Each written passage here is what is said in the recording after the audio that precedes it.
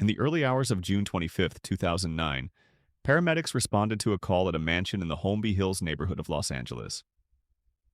The address was 100 North Carrollwood Drive, a rented home where Michael Jackson had been living while preparing for his This Is It concert series in London. When the paramedics arrived, they found Jackson unconscious, not breathing, and without a pulse. A man identifying himself as Dr. Conrad Murray was performing CPR. The scene was chaotic. Murray was visibly distressed, insisting that Jackson could be revived, that there was still hope. But the paramedics knew what they were seeing. By the time they loaded Jackson into the ambulance and rushed him to UCLA Medical Center, it was already too late. He was pronounced dead at 2:26 p.m. The cause of death would later be determined as acute Propofol intoxication, administered by Murray in Jackson's bedroom. What followed was not just a legal case, but an examination of a relationship between a doctor and patient that had crossed every ethical boundary, a story of desperation, dependence, and decisions that would prove fatal. Dr. Conrad Murray was not a celebrity physician when he met Michael Jackson. He was a cardiologist with practices in Las Vegas, Nevada, and Houston, Texas. He had built a reputation as a competent, if unremarkable, doctor who treated patients in underserved communities. He was not wealthy. He had financial troubles, including child support payments and debts related to his medical practices. But he was licensed, experienced, and by most accounts dedicated to his work. That changed in 2006, when he was introduced to Jackson through one of the singer's children. The meeting was casual, a chance encounter that led to Murray treating Jackson for a minor ailment. Jackson was impressed. He found Murray personable, attentive, and willing to make house calls, something that appealed to someone who valued privacy and convenience. Over the next few years, their relationship remained sporadic.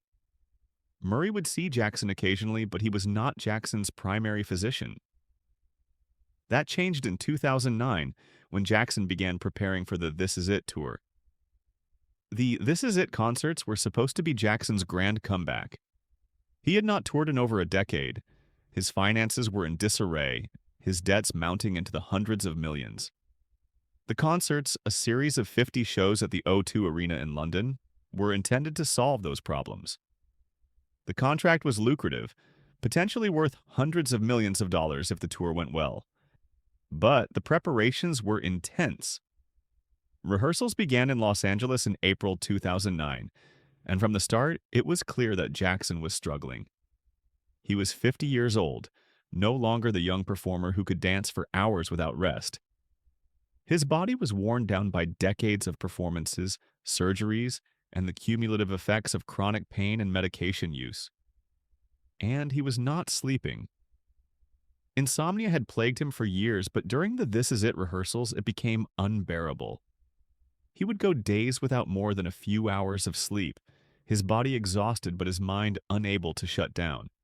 Jackson's insomnia was not a new problem. Friends and associates had known about it for years.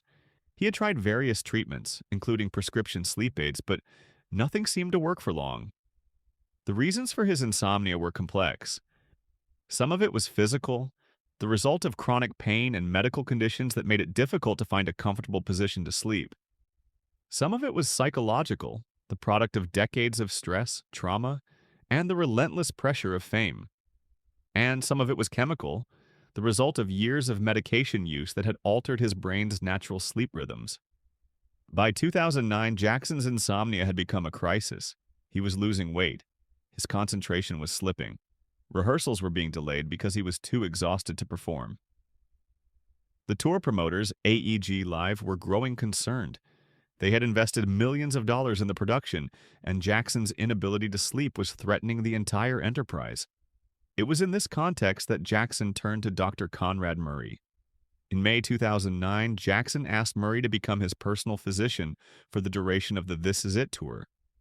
The offer was extraordinary. Murray would be paid $150,000 per month, a sum that dwarfed his earnings from his cardiology practices. He would live in London, travel with Jackson, and be available 24 hours a day. For Murray, who was struggling financially, the offer was irresistible. He accepted, agreeing to close his practices and devote himself entirely to Jackson's care. But the arrangement came with an implicit understanding. Axon did not just want a doctor, he wanted someone who would help him sleep no matter what it took. And Murray, whether out of desperation, loyalty, or a misguided sense of duty, was willing to provide that help. The drug that would ultimately kill Michael Jackson was Propofol. It is a powerful sedative, used almost exclusively in hospital settings to induce unconsciousness during surgeries and medical procedures. Propofol works quickly, taking effect within seconds when administered intravenously. It produces a state of deep sedation, suppressing consciousness and breathing.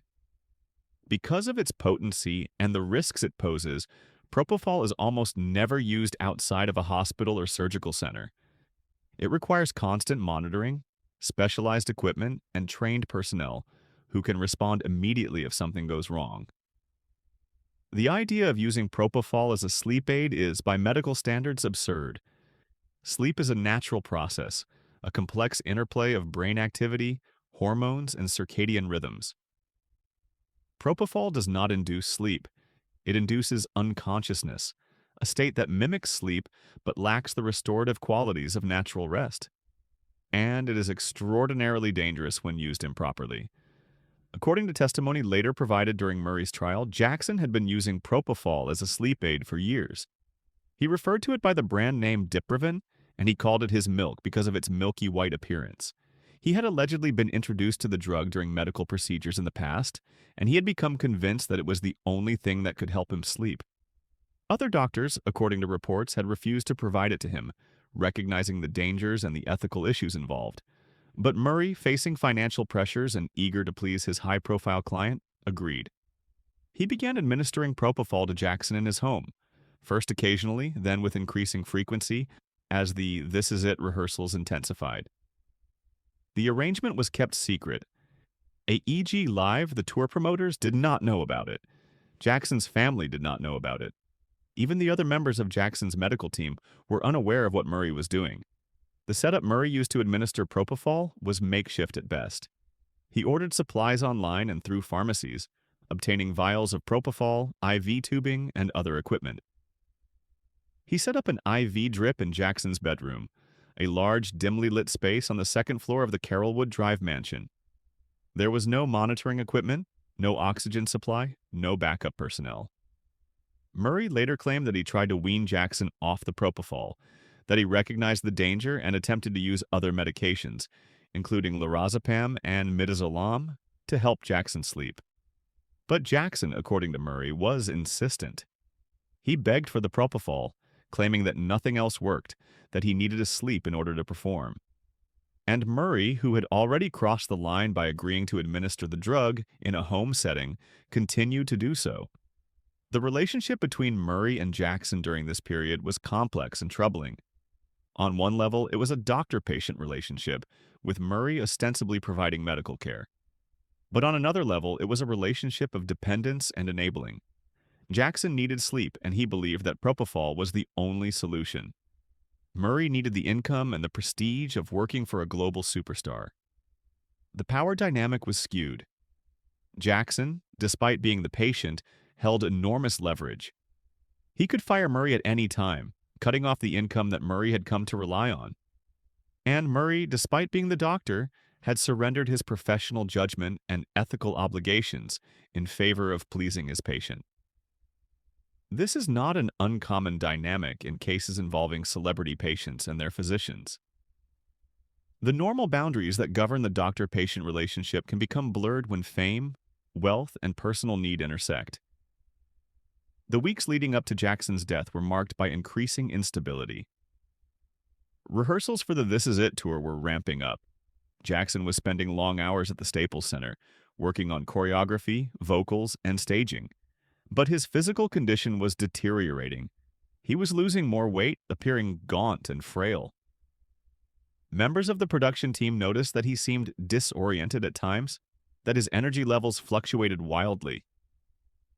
Some expressed concern to AEG Live, suggesting that Jackson needed more time to rest or that the schedule needed to be adjusted.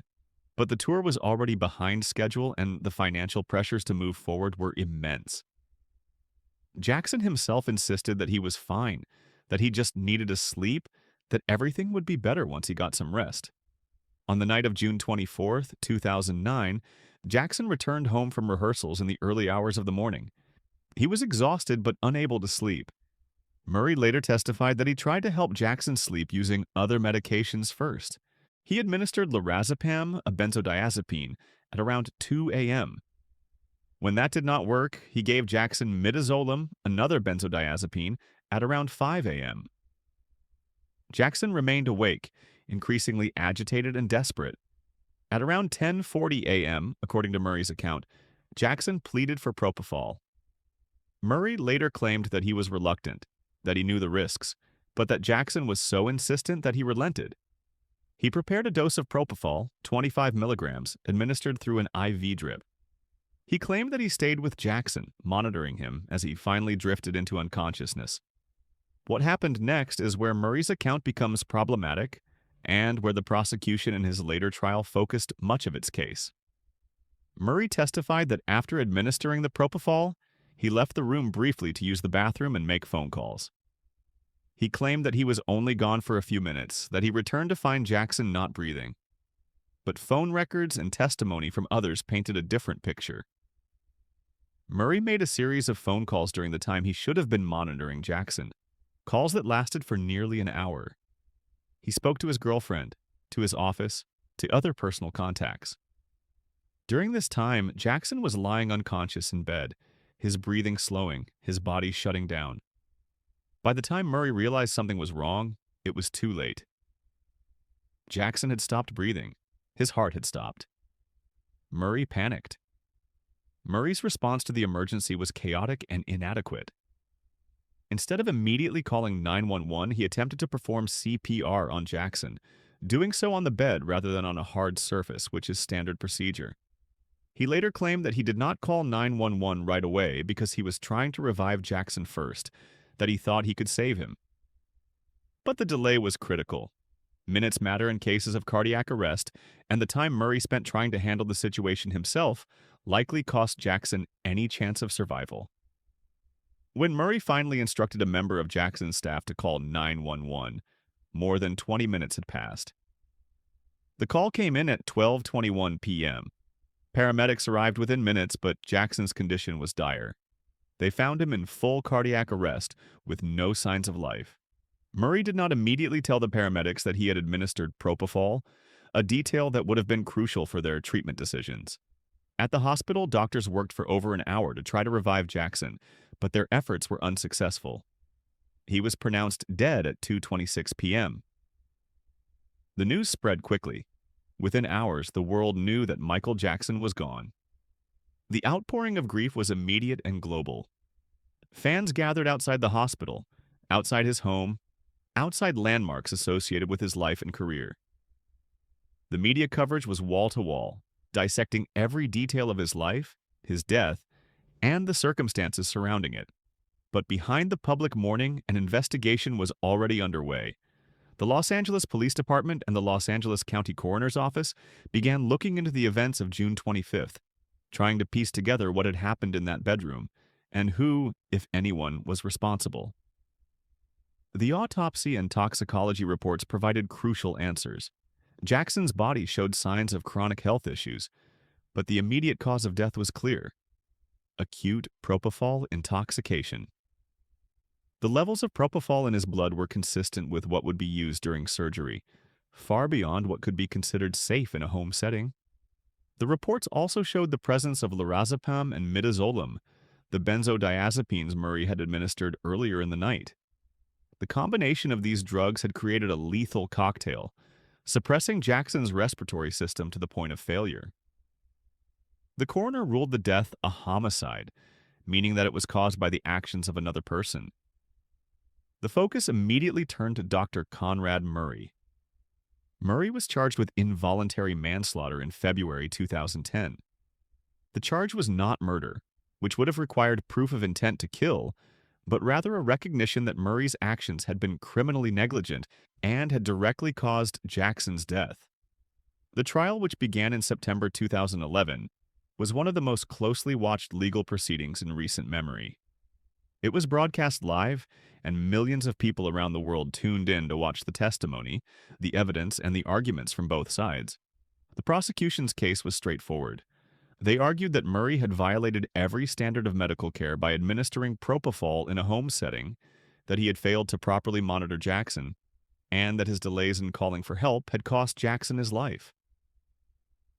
They called expert witnesses who testified that no competent doctor would ever use Propofol outside of a hospital, that the risks were too great, and that Murray's actions constituted gross negligence. The defense, led by attorney Ed Chernoff, tried to argue that Jackson was responsible for his own death. They suggested that Jackson had self-administered a fatal dose of Propofol while Murray was out of the room, that he had been so desperate for sleep that he had taken matters into his own hands. They pointed to Jackson's long history of medication use and dependency, arguing that he was an addict who would stop at nothing to get the drugs he wanted. They portrayed Murray as a victim of Jackson's manipulation, a doctor who had tried to help his patient but had been overwhelmed by the demands placed on him. The argument was controversial, and many saw it as an attempt to blame the victim, but it raised questions about Jackson's role in the events that led to his death, and about the dynamics of their relationship. The trial lasted 6 weeks. The jury heard from dozens of witnesses, including paramedics, doctors, Jackson's bodyguards, and medical experts. They reviewed phone records, toxicology reports, and recordings of Murray's police interviews. The evidence painted a damning picture of Murray's actions. He had ordered large quantities of Propofol in the months leading up to Jackson's death, far more than would be needed for occasional use. He had failed to keep proper medical records, making it impossible to track what he had administered and when.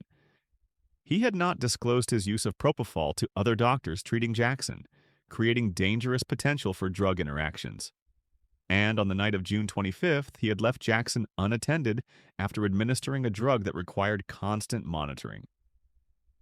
The defense's argument that Jackson had self-administered the fatal dose was undermined by expert testimony showing that the timeline and the physical evidence did not support that scenario. On November 7, 2011, the jury returned a verdict: guilty of involuntary manslaughter. Murray showed little emotion as the verdict was read. He was taken into custody immediately and later sentenced to 4 years in prison, though he would serve only 2 years due to overcrowding and good behavior. The verdict was seen by many as a measure of justice for Jackson and his family, a recognition that Murray's actions had been criminally negligent. But it also raised larger questions about the medical profession, the responsibilities of doctors, and the vulnerabilities of patients, especially those with fame and wealth. Murray's conviction did not undo the damage.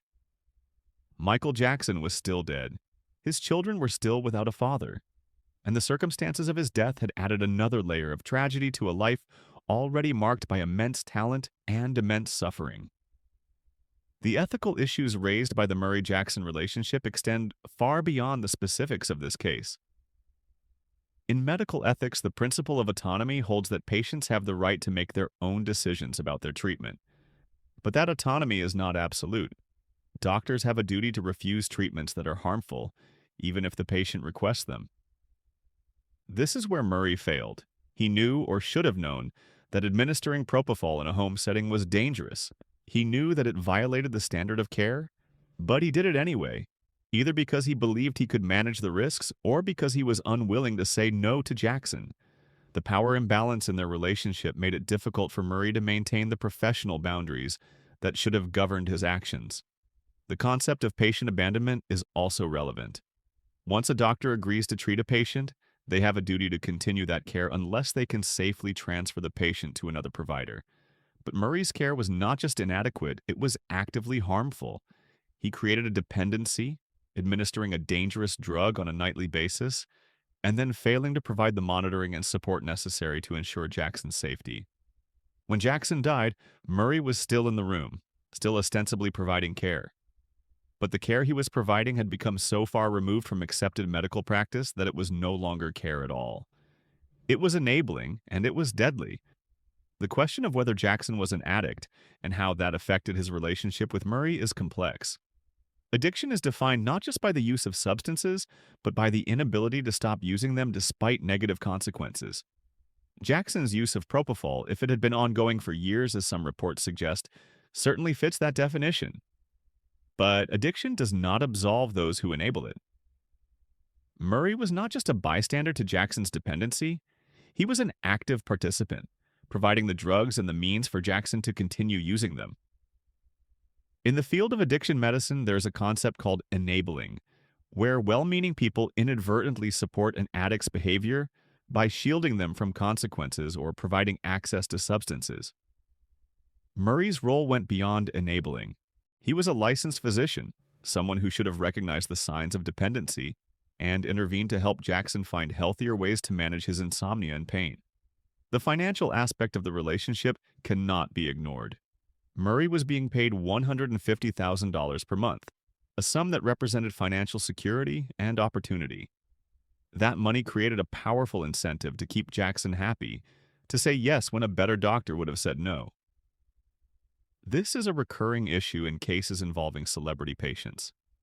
Doctors who treat high-profile individuals often face pressures that do not exist in ordinary medical practice. They may be asked to provide treatments that are questionable, to ignore red flags, or to prioritize the patient's desires over their own professional judgment.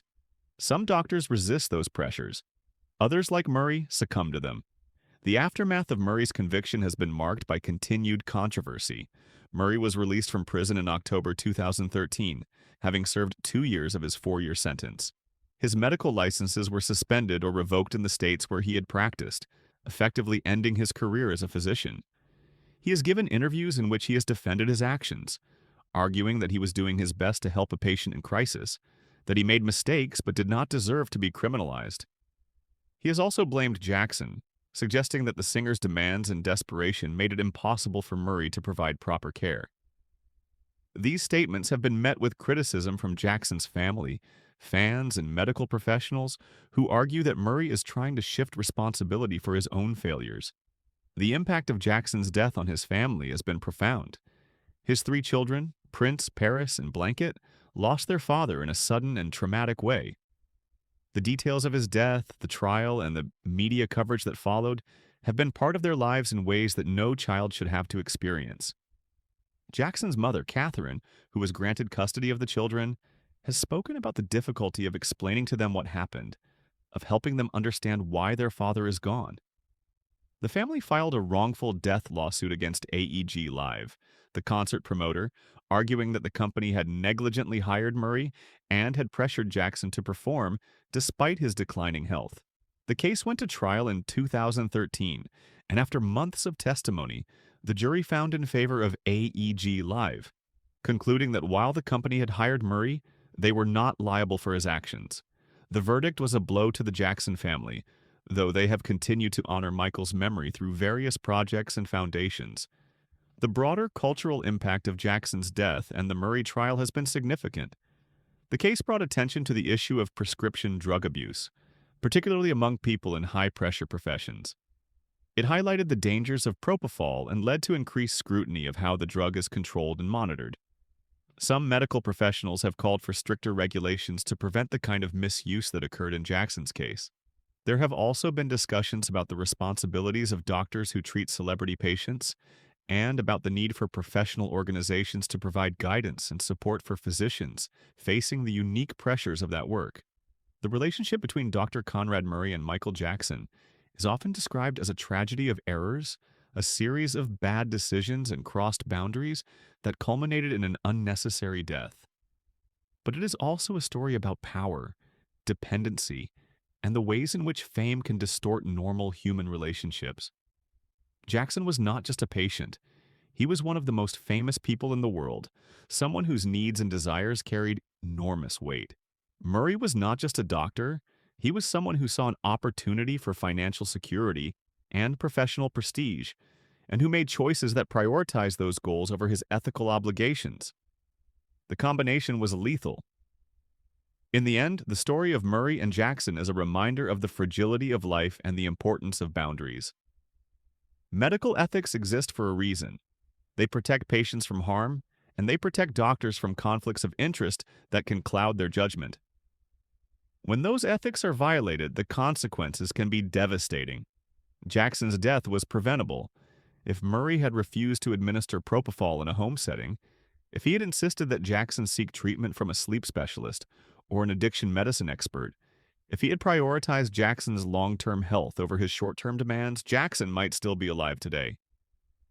But those choices were not made, and the result was a tragedy that continues to resonate more than a decade later. The questions raised by this case are not easily answered. What responsibility does a patient have for their own health decisions? What responsibility does a doctor have when a patient requests treatment that is harmful? How much should financial considerations influence medical practice? And how can the medical profession better protect vulnerable patients, especially those whose fame and wealth give them access to treatments that should never be available? These are questions that extend far beyond the specifics of the Murray-Jackson relationship, touching on fundamental issues in medicine, ethics, and human behavior. The case remains a cautionary tale, a stark example of what can happen when boundaries are crossed, when desperation meets enablement, and when the quest for relief leads not to healing, but to death.